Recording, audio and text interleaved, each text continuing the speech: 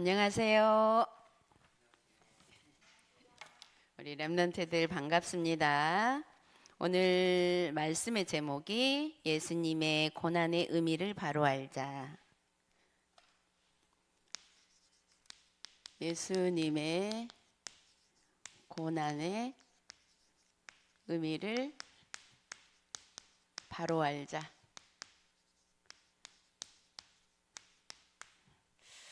마태복음 27장 32절에서 44절. 자, 오늘 이번 주간이 고난 주간이에요. 예수님이 십자가에 못 박으러 가시면서 고난을 받았던 그 주간. 그래서 다음 주가 고난 받으시고 이제 죽었다가 다시 살아나시는 부활주일이잖아요. 부활주일 전 그 주간이 우리는 고난 주간이라고 해요. 예수님의 고난.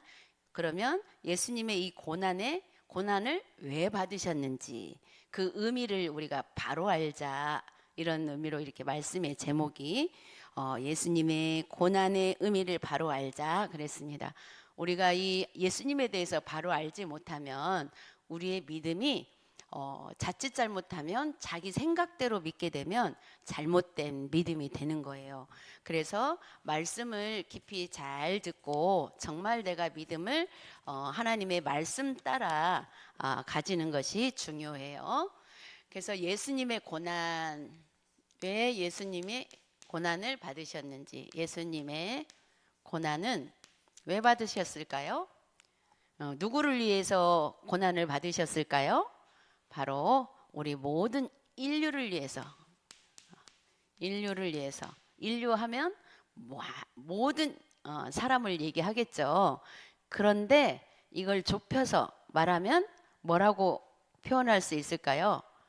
예수님은 고난을 왜 받으셨을까요? 누구를 위하여? 누구를 위하여? 네, 나를 위하여. 이렇게 오늘은 예수님의 고난은 나를 위해서 예수님이 고난을 받으셨다. 이렇게 우리가 생각을 할 수 있어야 돼요. 누구를 위하여? 나를 위하여. 이렇게 예수님의 고난에 대해서 직접적으로 생각을 해야 예수님의 고난이 나의 고난이 되어질 수 있고 내가 예수님의 고난을 갈 수가 있고 예수님은 나를 위해서 이 고난을 받으시면서 너희의 모든 무거운 짐을 다 나한테 맡겨라. 십자가에서 너희들이 받을 고난을 내가 다 가지고 가겠다. 이런 의미로 고난을 받으셨어요. 나를 위하여.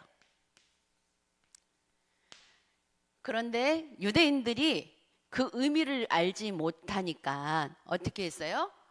바로 예수님이 십자가에 못 박은 자들이 누구예요? 유대인들은 하나님의 택함받은 하나님의 자녀인데 유대인들이 예수님을 십자가에 못 박았어요. 왜? 예수님이 받아야 할 고난을 알지 못했기 때문에. 그래서 십자가에 못 박혀 돌아가시는 것이 하나님의 계획이지만 유대인이, 그거는 불신자들이, 하나님 모르는 사람들이 못을 박은 게 아니라 하나님 자녀가 못을 박은 이유가 바로 예수님이 말씀하신 거를, 그게 하나님의 아들이라고 분명히 얘기를 했고 내가 죽어야 되고 다시 살아나야 되고 그래야 너희들이 구원받을 수 있고 이거를 수도 없이 가르쳤지만 그거를 믿지를 않았기 때문에 어떻게 했어요? 예수님이 말씀하신 그 말씀을 가지고 계속 비방을 했어요. 우리가 자칫 잘못하면 그렇게 될 수 있어요. 그걸 어떻게 자칫 잘못하면 영적으로 말씀을 듣지 못하면 많은 사람들이 다시 믿음을 자기 주관대로 믿으면서 사실은 예수님의 이 고난의 의미도 모르고 부활의 의미도 모르고 그렇게 믿게 되면 예수님을 다시 한번 십자가에 못 박는 거나 마찬가지예요. 그래서 유대인들은 뭐라고 했어요? 죄명을 뭐라고 해서 오늘 본문을 보니까 예수님 십자가에 못 박으려면 완전 죽을 죄를 지은 사람들을 십자가에 못 박거든요. 그때 당시. 그런데 예수님이 죄명이 있어야 되잖아요. 죄명을 뭐라고 했어요? 그 머리에 유대인의 왕. 유대인의 왕. 그러면 유대인의 왕으로 오셨다라는 걸 알면서 그걸 죄명으로 잡고 일단 못을 박았다라는 것은 이 말을 안 믿었다라는 거예요. 예수님이 내가 유대 왕으로 왔다 이 말을 안 믿었기 때문에 그게 죄다. 네가 무슨 우리 유대인의 왕이냐 이렇게 사실은 비방하는 말로 거기에 죄명을 머리에다 붙인 거예요. 그러면서 계속 조롱을 하죠. 뭐라고 조롱해요? 네가 성전을 다 부숴서 3일 만에 다시 나는 헐고 다시 지을 수 있다. 이 말은 영적으로 하신 말씀인데 실제적인 성전을 헐고 3일 만에 다시 짓겠다라는 것으로 받아들였기 때문에 이걸 비방한 거예요. 자, 성전을 헐고 4일 만에 짓는다고 한 자요? 한번 네가 진짜 유대인의 왕이면 우리가 십자가에 매달아 놨는데 거기에서 내려와 봐라. 너희 하나님이 너를 구원할 거 아니냐? 이렇게 정말 이 비방은 어떤 비방이에요? 비방을 받을 때 어떤 마음이 들어요? 가장 우리 렘넌트들 만약에 내가 어떤 비방을 받는다. 말도 되지 않은 비방을 받았다. 그럴 때 어떤 생각이 들어요? 예? 기분 나쁜데 뭐가 상해? 네, 자존심이 상해. 얼마나 우리 예수님께서 자존심이 상했겠어요? 그래요, 안 그래요? 예수님이 우리 같으면 너무 자존심 상해가지고, 같이 어떻게 해요? 같이 막 맞서서 싸우잖아요. 우리 하나님 오히려 막 하나님 앞에 우리 하나님이 너 벌 줄 것이다 막 이렇게 하면서 그런데 예수님은 그 비방을 하나님이신데도 불구하고 그 비방을 받으면서 그 모욕을 받으면서 한마디 변명도 하지 않고 십자가에 달리신 거예요. 그래서 우리가 정말 복음을 위해서라면 때로는 비방을 우리도 비방받을 때 있어요. 이게 우리 예수님이 모델이에요. 때로는 비방을 우리도 받을 수 있어요. 정말 그러나 하나님 앞에서 그 비방에 대해서 맞서면 사단이 더 좋아한다라는 거 알고 영적으로 바라보면 하나님 앞에 기도하고 예수님처럼 사실은 말 같지 않은 것에는 가만히 있으면 돼요.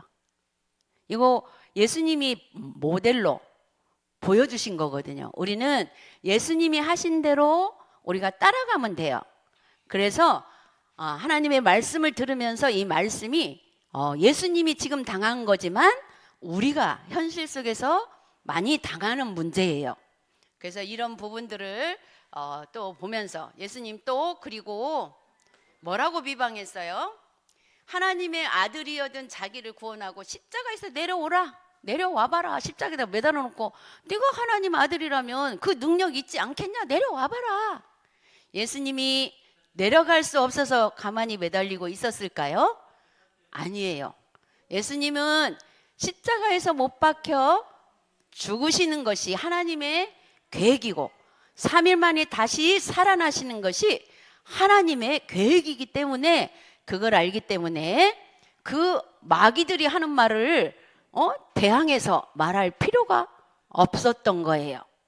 그래서 우리가 삶 속에서 사단이 역사하는 거에 대해서는 육신적으로 대항할 필요가 없다는 거예요. 그래서 하나님께서 그렇게 대항을 하게 되면 계속 비방해요, 사탄이.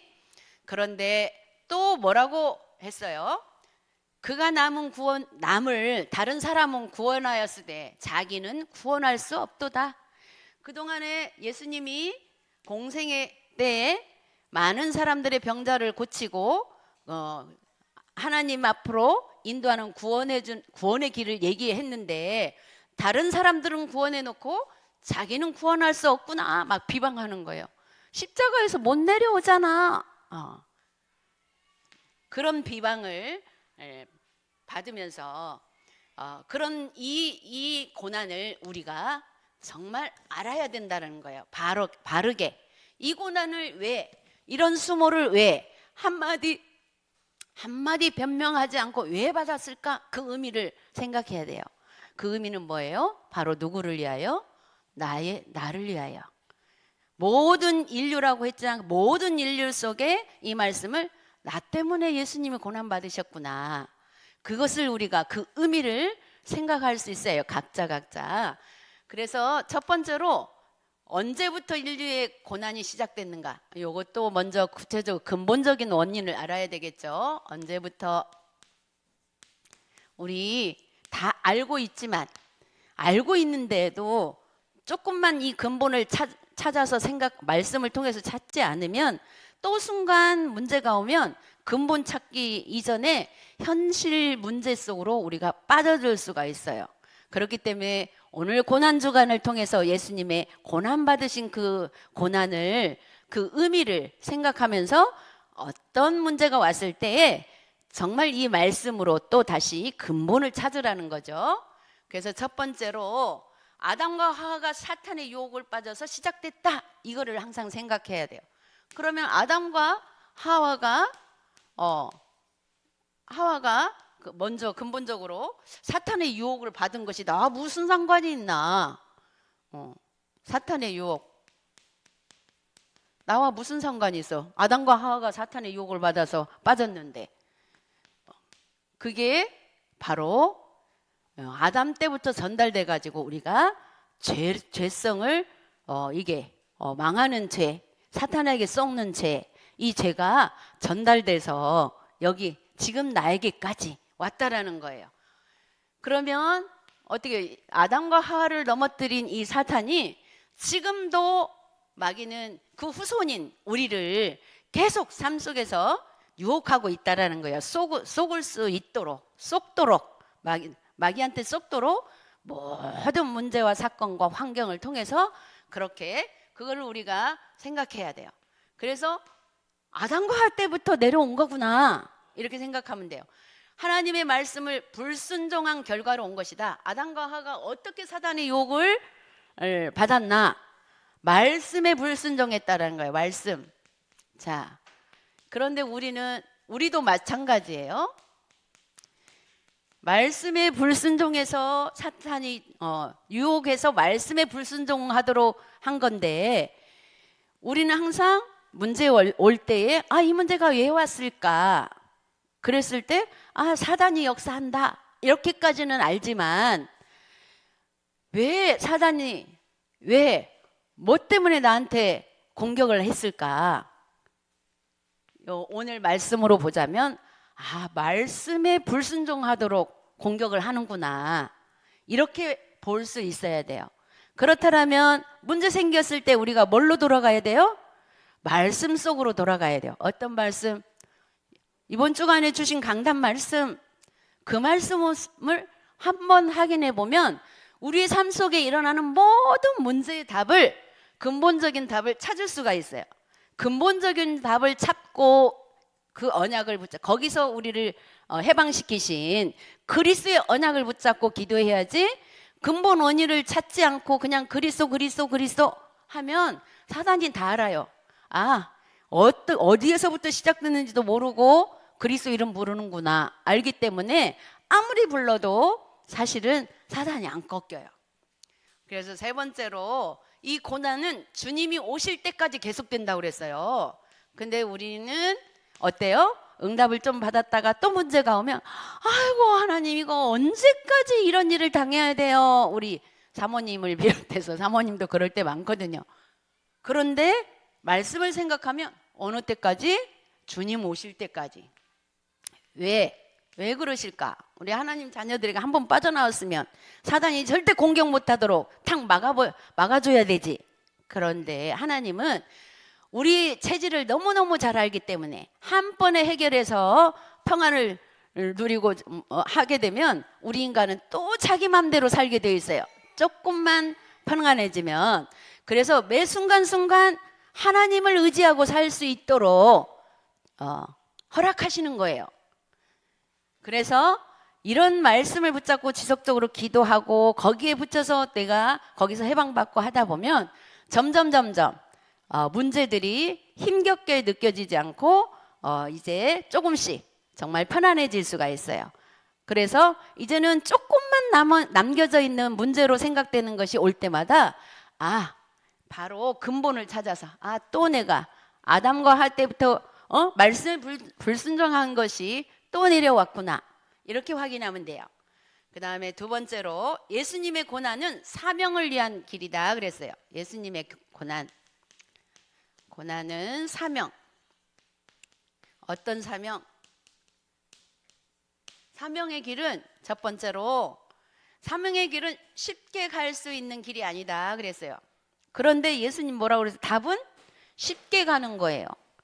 쉽게 갈 수 없는 길이다 한 것은 무슨 의미냐면 우리 인간에게 사탄이 계속 따라붙기 때문에 사탄이 자꾸 나를 별것 아닌 것도 지나갈 일도 내 마음과 생각 속에서 딱 그거를 힘들게 생각하도록 딱 사단이 우리 마음을 누르고 있기 때문에 쉽지가 않다라고, 그 길을 가는데 쉽지 않다라고 생각할 수가 있어요.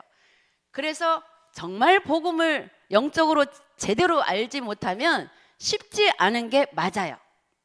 쉽게 갈 수 없는 길.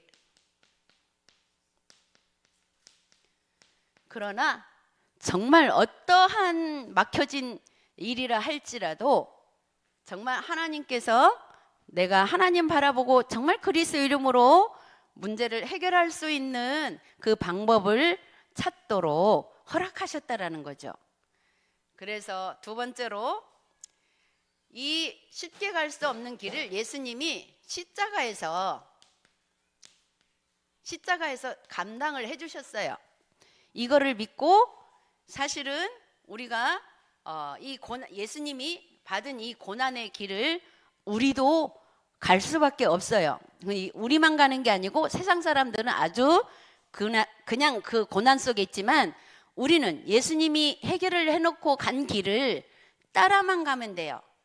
그래서 고통당하는 자들을 위로자가 되려면 그랬는데, 우리 똑같이 세상 사람이나 우리나 똑같이 고통당하는 속에 있는데 우리는 해결하면서 가는 거예요. 어떻게? 예수님이 다 해결했기 때문에 예수님께 맡기고 어떻게 맡겨? 뭘 맡겨요? 내가 짐을 어깨로 진짜로 짊어졌다면 그건 육신적으로 내가 내려놓으면 되지만 이건 어떤 짐이에요? 마음의 짐이에요. 마음의 짐을 예수님께 맡기면 우리는 쉽게 갈 수 있다 그 말이에요. 그런데 문제는 계속 따라오잖아요. 그 문제를 우리가 뭐라고 해요? 나에게 맡겨진 십자가다 이렇게 표현하거든요. 십자가, 어떤 십자가? 예수님이 지신 십자가인데 우리한테 온 문제는, 그 십자가는 어떤 십자가냐? 쉽고 가벼운 십자가예요. 예수님, 왜냐?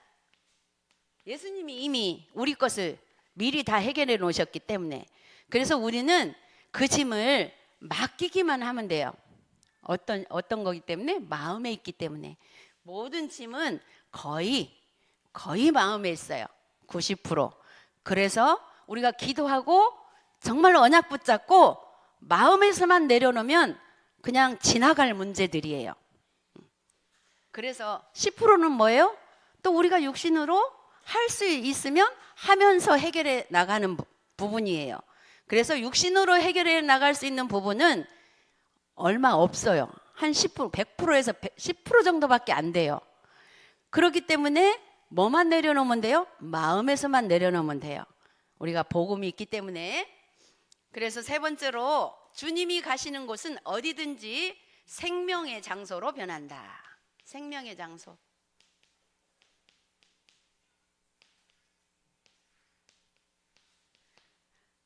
그래서 우리가 사명의 길을 가는 것은 뭐냐면 이렇게 마음의 모든 것들을 하나님 앞에 맡기려면 그 사명을 어떤 사명으로 먼저 해야 되냐면 예배의 사명을 우리가 감당을 해야 돼요. 예배 사명이 감당이 안 되고 예배를 떠나버리면 아무리 그동안에 듣고 알았던 믿음들이 점차 또 내 생각으로 바뀌게 돼요. 그렇기 때문에 우리가 예배를 너무 소중하게 중요하게 여겨야 돼. 내가 예배 성공하는 것이 나 하나님 앞에서 1차적인 사명을 감당하는 것이다. 이렇게 생각하면 돼요. 그리고 세 번째로 예수님의 고난은 인류 구원을 위해 미리 예언되었던 거예요. 미리 예언됐던 거. 자, 여기 이사야서에 보면 구약 성경에 이사야 53장 5절에서 6절에 보면 그가 찔림은 우리의 허물 때문이다 그랬어요. 그가 찔림. 우리의 허물. 자, 우리의 허물을 육신적으로 찾으면 나름 있어요, 없어요? 거의 내 허물 없는 것 같아요. 예. 뭘로 보기 때문에 육신적으로 내가 뭐 잘했다, 잘못됐다 이런 방향으로 쳐다보면 나는 잘못한 거 하나도 없어요. 문제 일어난 것은 뭐 때문에 일어났다고 생각돼요? 내 옆에 있는 사람들이 나를 괴롭혀서 내 일도 아닌데 내 옆에 있는 이렇게 생각할 수 있도록 사단이 속이는 거예요. 그런데 우리의 허물, 내 허물, 오늘 나 때문에 죽으셨다면서요. 그러면 나의 허물 때문에 죽으셨다는 거예요. 나의 허물이 뭐예요? 우리는 뭘로 찾아야 돼요? 육신적으로 찾으려면 잘 안 찾아져. 왜? 다들 누구나 죄 안 짓고 살려고 하고 바른 생각을 가지고 살려고 하는 것이 있기 때문에 나는 허물이 없는 것처럼 생각할 수 있어요. 그런데 우리의 허물은 뭐예요? 말씀을 떠난 게 허물이에요. 말씀에 불순종하는 게 허물이에요. 이게 근본이잖아요. 아담과 하와가 말씀에 불순종해서 하나님 떠난 것으로 우리 인류에 지금까지 죄가 전달되어서 왔다라는 것. 그것이 우리 지금 현실 속에서도 순간순간.